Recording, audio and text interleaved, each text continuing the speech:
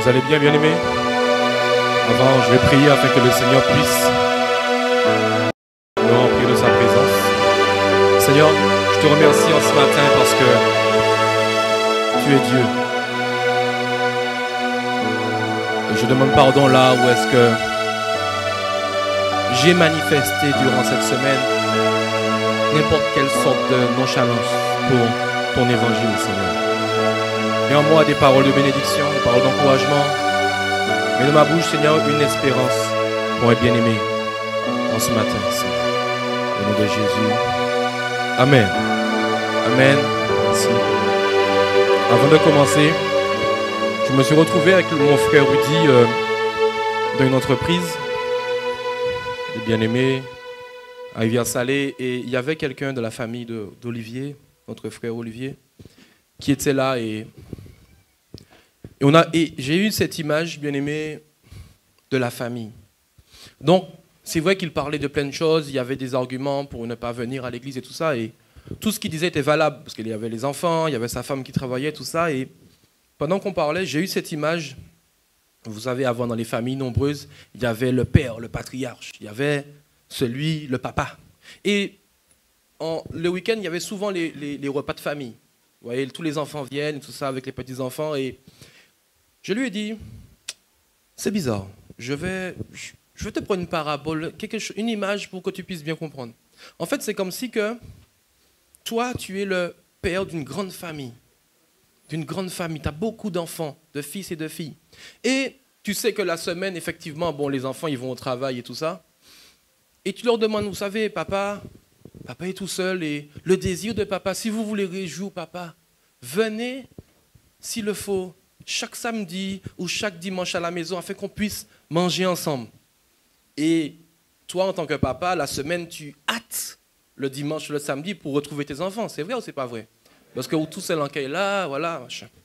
Et tu vois que le samedi ou le dimanche, tu as dressé la table, tu as tout mis, parce que tu as même mis des couverts en plus, parce que tu sais qu'il y aura les petits-enfants et ça sera la fête à la maison, et tu regardes que je dis des bêtises, sur 12 enfants, tu n'en as que 2 qui viennent.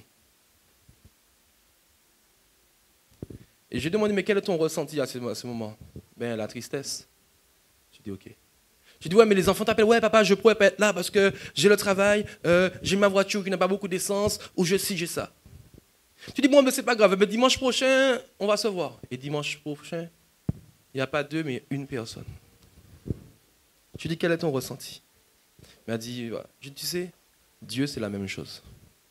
Dieu, c'est notre Père. Et il nous attend effectivement dans sa maison, mais on a toutes sortes d'arguments pour ne pas passer peut-être 3 heures de temps avec le papa et entre frères et sœurs. Parce que c'est vrai, chez moi, j'ai la présence de Dieu, c'est vrai. Mais quand Dieu voit tous ses enfants rassemblés ensemble, eh bien, son cœur de père se réjouit. On comprend ça? Et c'est pour ça que je ne veux même pas inciter les bien-aimés à aller à l'église, parce qu'en fait, c'est une forme de péché, parce que c'est un devoir. Même pour les dîmes et les offrandes, je ne vais pas dire, mais donne ta dîme, parce que tu sais. Et c'est comme ça que l'État va nous combattre, parce qu'on va vous rappeler des choses qui sont évidentes.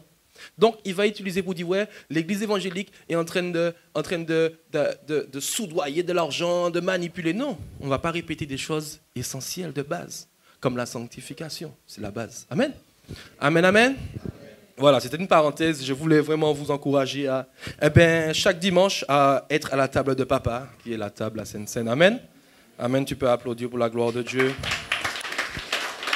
Donc, dans le prolongement de cette pensée, le titre de ma pensée, parce qu'il y a un sujet donné, le titre c'est « Là où tout semblait perdu, Dieu prépare une grande restauration ». Je répète, là où tout semblait perdu, Dieu prépare une grande restauration. Le texte de base qui m'a été donné, Ésaïe 61, verset 4. On l'a vu dimanche dernier. Ils rebâtiront sur d'anciennes ruines. Amen. Amen, amen. On est là avec moi, on est là. Amen. Ils rebâtiront sur d'anciennes ruines. Ils relèveront des lieux désolés. D'autrefois, ils renouvelleront des villages ravagés, dévastés depuis longtemps. Dis avec moi, depuis longtemps. Amen.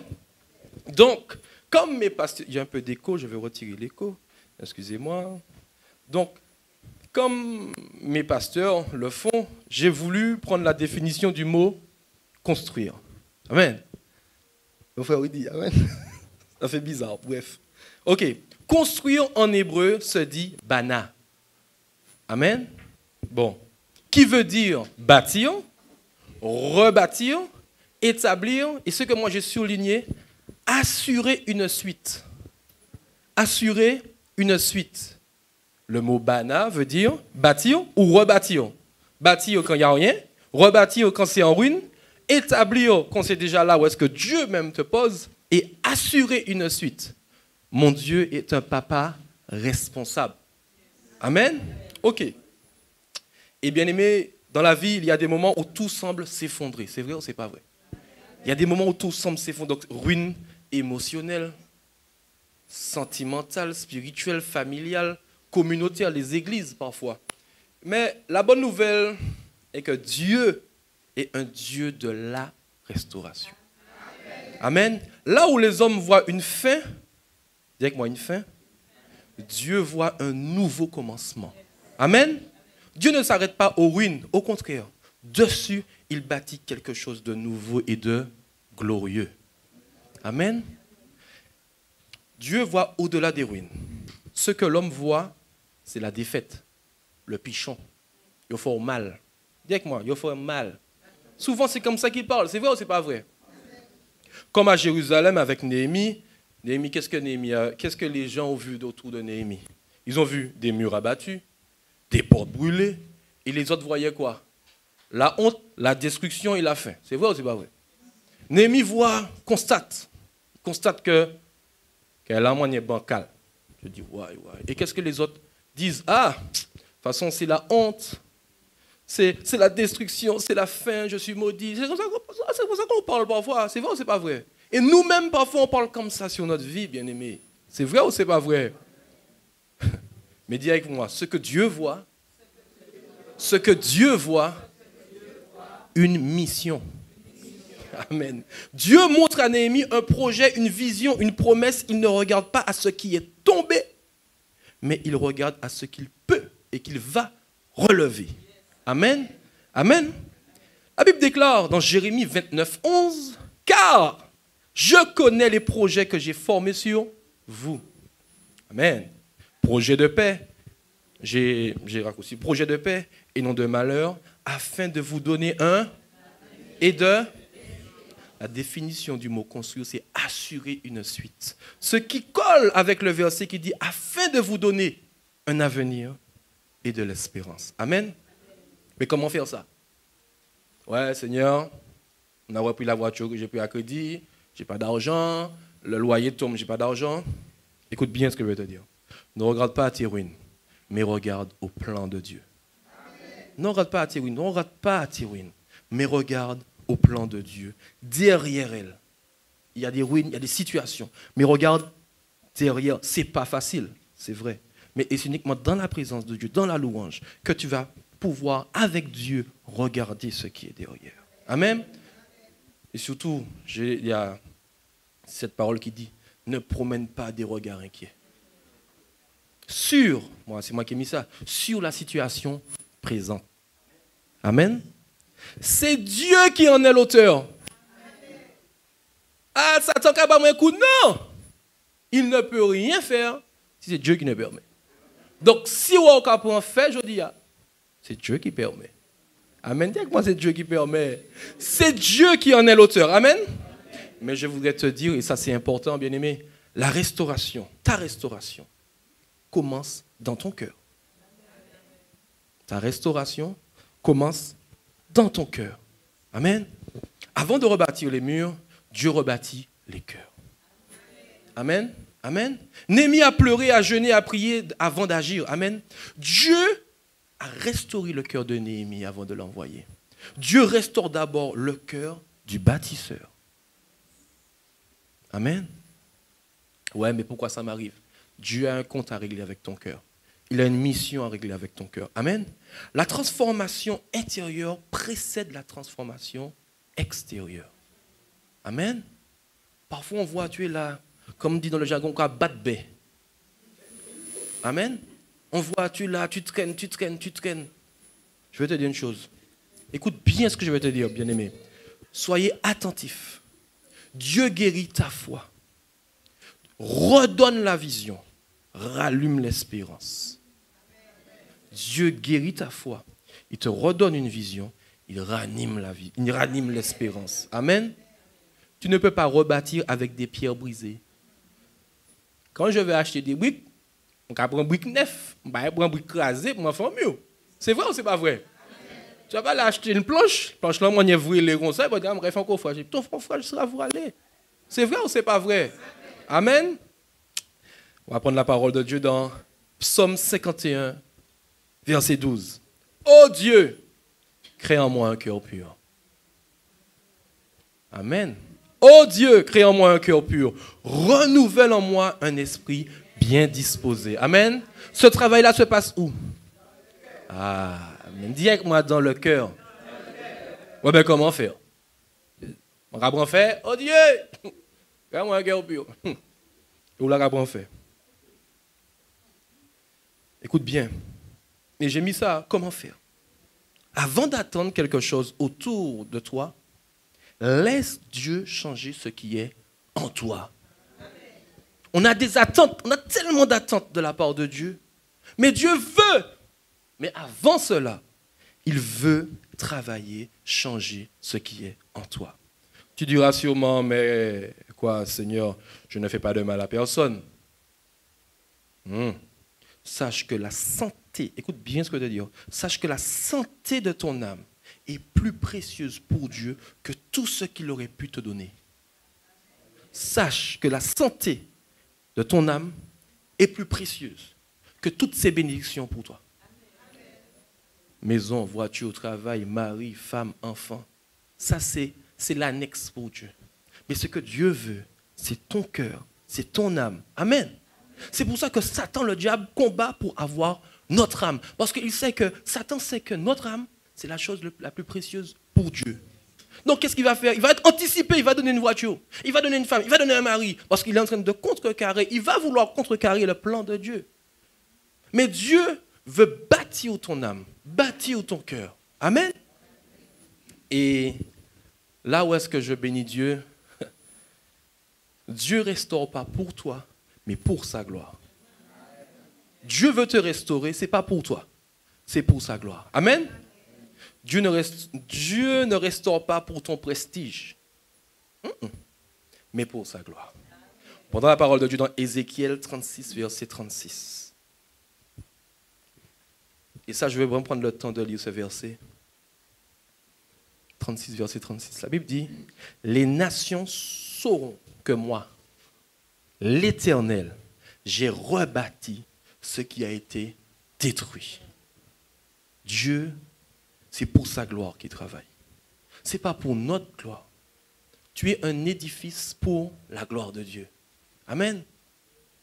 Amen. Chaque restauration, bien-aimé, c'est un témoignage. Chaque restauration. Si tu es venu à l'église, tu étais un genre écrasé, un genre blessé, un genre déchiré. Mais chaque restauration, chaque bien-aimé, vous qui me regardez là, vous êtes un témoignage. Pour Dieu et par Dieu. Amen. On va prendre Psaume 40, versets 2 à 3. Il m'a retiré de la fosse, de la destruction. Amen. De la fosse de destruction. Au fond du bourbier. Dès que moi, au fond du bourbier. Il a mis mes pieds sur le qui est. Amen. En tout cas, interactif là, si je peux pas, faut pas dormir au matin. Il m'a retiré de la fosse de destruction, du fond du bourbier. Il a mis mes pieds sur le roc. Il m'a mis dans l'évangile de Christ. Amen. Il a fermé mes pas. Amen. Parce que là, il travaille au-dedans de toi. Hein? Amen. Il a fermé mes pas. Parce que quand il a changé ton cœur, quand il a rebâti ton cœur, à ce moment, Psaume 40 rentre en jeu. Il m'a retiré. Boum. Du fond du bourbier de la destruction. Boum. Il m'a dit, voilà, accepte Jésus dans ta vie. Boum, j'ai accepté Jésus. Un petit moment après, il a fermé mes pas. Amen. Il a mis dans ma bouche un cantique nouveau, une louange à notre Dieu. Mais à ce moment-là, ton cœur est déjà réparé. Il n'y a pas question de blessure. Là, ton cœur est déjà réparé. Peut-être que tu n'as rien à ce moment-là, mais ton cœur est réparé. Mais quand tu n'as rien, tu commences à chanter. Tu commences à danser. Mais tu n'as rien. Mais parce que ton cœur est réparé. Ton cœur, tes pensées, c'est l'extension de ton comportement. Amen. Donc, une louange à notre Dieu. Beaucoup le verront. Et auront de la crainte. Bien-aimés, auront de la crainte. Attends, mais tout ça, bougla pour en faire. Bougla pas ni l'argent. Yo vire pour qu'il yo prend l'auto. Malgré ça, il danse. Donc, mais il y a une suite à ça. Il y a une suite. C'est que grâce à ton témoignage, beaucoup, à la fin, se confieront en l'Éternel. Un bouc qui ne peut pas prendre fait comme ça, car comme ça, il y a un problème. Laisse-moi connaître ça. Et quand ils vont voir la clé que tu as, ils vont dire, ah non, je veux la même chose que toi. Obligé. Mais le truc marche. Avec Dieu, ça marche. Mais pas comme on veut. Comme il veut. Amen. Et, petite parole, ton histoire devient un message. Tes cicatrices deviennent une prédication vivante. Amen. Ton histoire devient un message. Paul a vécu des choses. Donc, on raconte les histoires de Paul. Amen. Et tes cicatrices deviennent une prédication vivante. Je prends un exemple. Ceux qui, malheureusement, ont grandi dans des familles divisées, ils sont rentrés dans des gangs, tout ça, ok, ils ont tatouage, ils ont ça, ils sont blessés, balaf. Mais toutes leurs cicatrices, là, c'est une prédication vivante. Ça veut dire quoi? J'étais avant dedans.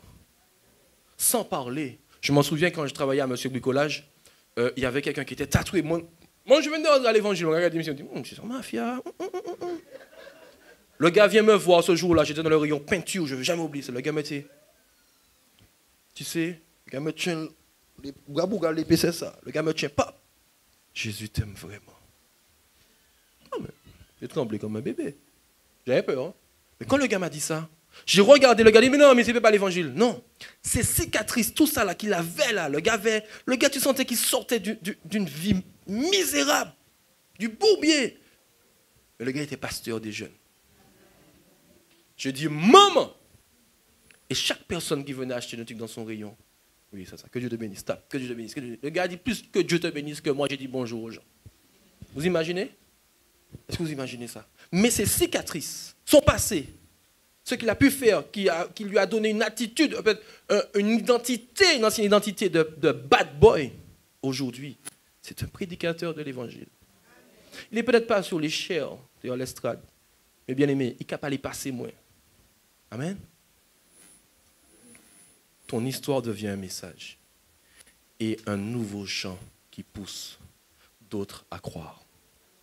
Je reprends. Ton histoire devient un message, effectivement, et un chant, un nouveau chant qui pousse d'autres personnes à croire aussi. Amen. Quand Dieu rebâtit, rien n'est perdu. Je peux le dire. Quand Dieu rebâtit, rien n'est perdu. Dis avec moi, rien n'est perdu. Amen. Les ruines deviennent des fondations. Des ruines deviennent des fondations. Pour ceux qui sont dans le bâtiment, bien aimés, dans le bâtiment, les fondations, c'est ce qui prend le plus de temps. Je suis dedans, il faut bien placer la maison, il faut bien aller chercher le bon sol, il faut mettre du béton, il faut recontrôler les buts. Ça prend du temps. Vous verrez, je m'en souviens que mon épouse, quand on a commencé à construire, on a payé une grosse somme. Mon épouse me dit tout ça, mais il y a toujours de la terre là, un peu de béton. Mais on a été chercher loin pour poser la maison. Je m'en souviens, je dis, chérie, fais le chèque. Il m'a dit, mais mais c'était les fondations de notre maison. Ça nous a coûté cher, très cher même. Mais c'était les fondations. Amen. Les ruines deviennent des fondations. Les échecs deviennent des enseignements. Les larmes deviennent des semences de joie. Amen. Tes larmes deviennent des semences de joie. Dis avec moi, des semences de joie. Parce que tu peux pleurer de tristesse, mais tu peux pleurer de joie aussi. C'est vrai ou c'est pas vrai? Amen. On va prendre la parole de Dieu dans Psaume 126, verset 5. On connaît ça. Ceux qui sèment avec larmes moissonneront avec un chant d'allégresse. Dis avec moi, un chant d'allégresse. Bagay chaud, mais Ah, l'Éternel, l'Éternel, l'Éternel m'a secouru. Amen. Amen. Et bien aimé, je bénis Dieu parce que le Dieu que nous avons, que tu as, que j'ai, c'est le Dieu de la seconde chance. Oui. Bien aimé, vous savez, dans certains travails très carrés, il suffit que vous commettez une erreur, c'est fini. Pas de casier judiciaire, rien. Vous voyez, il y a dans les administrations, on vous demande le casier vierge. C'est vrai ou c'est pas vrai? Soit on est embagué en casier, on ne peut pas rentrer là. Même si tu es le plus fort de ta promotion. Mais Dieu ne regarde pas la grandeur de ton casier. C'est le Dieu de la seconde chance. Vous savez, Paul a participé au meurtre d'Étienne. Paul, l'apôtre Paul, c'était Saul en ce temps-là. Il a participé au meurtre d'Étienne. Vous imaginez? Non-assistance à personne en danger. À cause de ça seulement, tu ne peux pas rentrer au royaume. Mais le Dieu qu'on sert, c'est le Dieu de la seconde chance. Amen. Ce que tu appelles ruine, Dieu l'appelle projet de restauration. On va prendre un temps, visualise sur ta vie. Ferme tes yeux et visualise sur ta vie ce que tu as détruit par ta désobéissance. Ce que l'ennemi, à cause de ta désobéissance, a détruit. Et ce que Dieu a permis. Prends le temps. Et très en avance, prends le temps. Visualise cela. Prends le temps, présente cette situation, mets-la devant tes yeux spirituels et regarde. Et entends cette voix du passé qui disait, ça c'est de ma faute, ça c'est à cause de moi. Oui, parce qu'il y a des situations dans notre vie, c'est à cause de nous. Et souvent nous voulons la mettre sur le dos des autres, mais c'est à cause de nous parce que ta conscience sait que c'est à cause de toi. Mais je veux parler à ton esprit ce matin, sache que le Dieu que tu as accepté, c'est le Dieu de la seconde chance. Et le projet, les ruines que tu vois devant toi, à cet instant-là, regarde s'afficher devant toi. Projet de restauration. Je vais te dire, ce n'est pas la fin de ton histoire, c'est un nouveau départ. Ce n'est pas la fin de ton histoire, c'est un nouveau départ. Là où tout semblait perdu, Dieu te prépare une grande restauration. C'était le titre de mon message. Là où tout semblait perdu, Dieu te prépare une grande restauration. Amen. C'est pas long, j'ai pas beaucoup de choses à dire. Je suis passé par un chemin où est-ce que j'ai dit, waouh, tout semble perdu, Seigneur. Je n'ai pas manifesté, je suis resté très silencieux. J'ai dit, Seigneur, non. Non, Seigneur. Mais je suis resté. On pourrait me voir, on dit, waouh, le frère, il est fort. Il y avait une ruine, c'était dans mon cœur. On m'a demandé, oui, mais tu ne parles pas, machin. Je n'ai pas envie. Et les pasteurs m'ont dit, voilà, dimanche, c'est toi. Mais bon, je me suis dit, mais je ne vais pas rester là et puis à parler de tout. Et puis, non. Je dis, pasteur, et je demandais au diacre Widi, j'ai dit, mais c'est quoi? Il m'a parlé de ce verset. Et tout de suite, ça a fait écho à ma situation. Il y a 2 semaines, 3 semaines, un mois. Mais le Dieu que je sers, c'est le Dieu de la seconde chance. Vous savez, bien aimé, c'est pas facile d'être serviteur de Dieu. C'est pas facile de servir à l'église. C'est pas facile. Pas facile. Parce que tu es dans la ligne de mire de Satan. Dans la ligne de mire. Il te regarde. Il t'observe. Mais derrière moi, il y a le lion de la tribu de Juda. Derrière moi, il y a le lion de la tribu de Juda. Je n'ai pas besoin d'être un mafia. Je n'ai pas besoin d'être un bad boy. Je n'ai pas besoin de me faire respecter. Celui qui est en haut me respecte déjà. Et il me protège. Amen. Dieu est le Dieu de la restauration. Dieu est le Dieu de la restauration. On va se mettre debout, on va prier. Je voulais que tu puisses répéter cette prière avec moi. Ce n'est pas une incantation, pas flipper. C'est une prière. Amen. Amen, amen. Ok, on va rester concentré, on va pas se dissiper. Je vais demander le maximum de silence, juste au son du piano. Et vous allez répéter après moi cela. Seigneur, merci. Parce que tu fais fleurir la vie. Parce que tu fais fleurir la vie. Là où tout semblait mort. Restaure nos cœurs, nos familles, nos églises, nos espoirs. Que nos ruines deviennent le fondement d'une gloire nouvelle. Au nom puissant de Jésus. Amen. Amen. Amen. Soyez bénis.